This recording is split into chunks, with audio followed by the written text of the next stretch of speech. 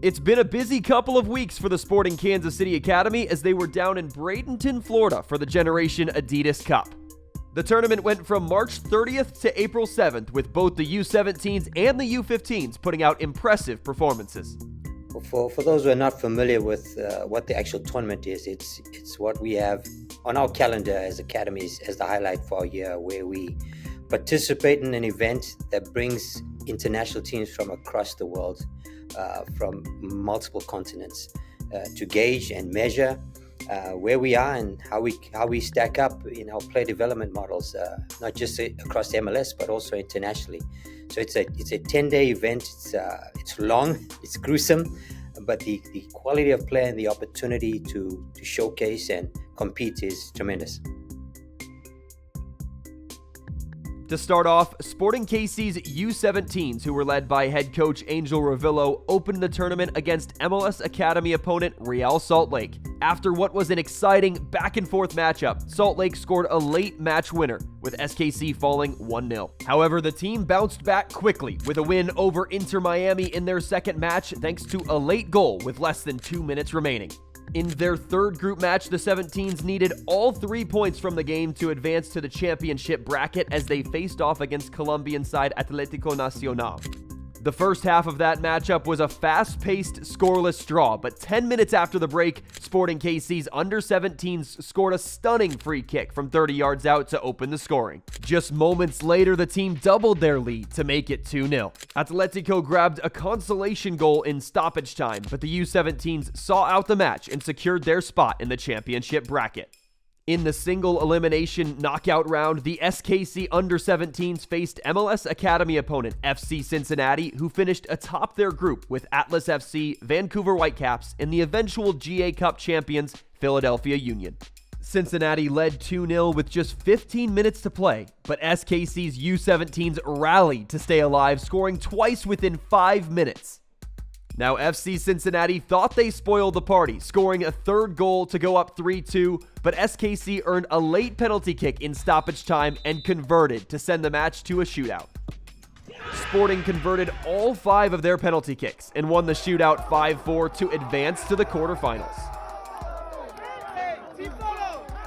The U17s faced off against the LA Galaxy in the quarterfinals, where the Galaxy opened the scoring in the first half, and despite a number of strong attacks from SKC, that 1-0 scoreline held, ending the 17s' hope at the GA Cup championship. The U17s played 2 more showcase matches to round out the trip, where they took on the Argentinian giants River Plate and fellow MLS next opponent Atlanta United. Well, anybody who's a soccer fan knows that it's a global game.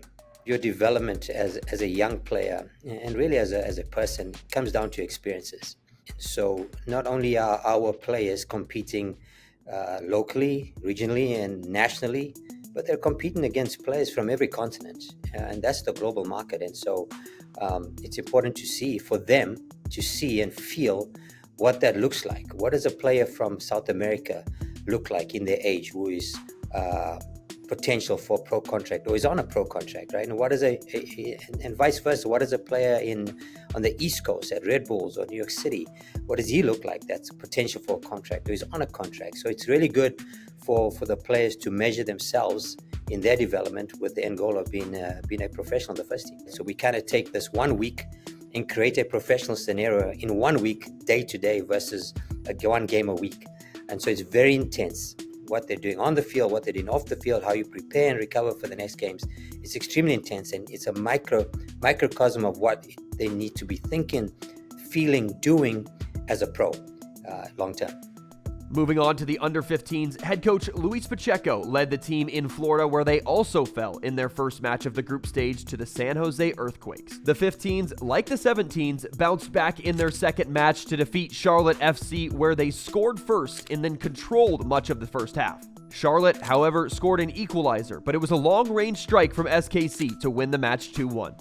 The 15s faced off against Liga MX side Necaxa on the final day of the group stage and fell 2-0, but qualified for the new GA Cup Premier bracket via a wildcard spot with that win over Charlotte. The single elimination rounds started with SKC taking down DC United 1-0 to advance to the quarterfinals. As the competition progressed, the matches got tighter, with SKC going to a shootout against Weston FC after a 0-0 draw, but they advanced to take on Colorado in the semifinal. Sporting's U15s led Colorado in the first half off a beautiful set-piece goal. However, a 10-man Rapids side equalized with just minutes to play, sending the match to yet another shootout. It took 14 rounds of penalties, but SKC finally came out on top, winning the shootout 12-11 and earning their spot in the Premier Bracket Final on Apple TV. The 15s would take on the Chicago Fire in the final, who got out to an early lead in that matchup and held it the entire way, with the match ending 1-0 in favor of the Fire. SKC's U15s showed a lot of resilience after losing on the opening day to win multiple shootouts and advance to the Premier Bracket Final.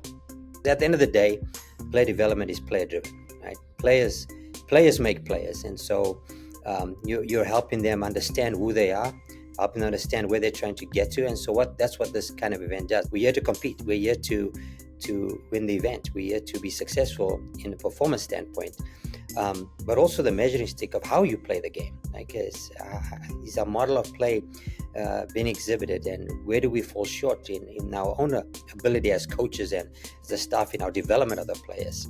Is it more technical work? Is it more tactical work? Is it more psychological work, right? So there's all those elements to becoming a well-rounded and long-lasting professional. And so we try to keep that in perspective when talking to the players, whether they shine or not, that it's all part of the journey, and failure leads to success based on your response. And before we wrap things up, Sporting Kansas City's U14s took home the 2024 Easter International Cup trophy after taking down Miami Rush 1-0 in the final. It's always fun to see another trophy lift. We look to take that experience in every aspect and continue to grow our players, grow our club, and grow our pathway, and continue to improve on what we do, which is produce players in the pro pathway that hopefully you'll all see at Children's Mercy Park playing. Thanks for tuning in to this update about Sporting KC's Academy at the Generation Adidas Cup. Make sure to stay tuned here on MLS Season Pass for more content like this about Sporting Kansas City and their academy.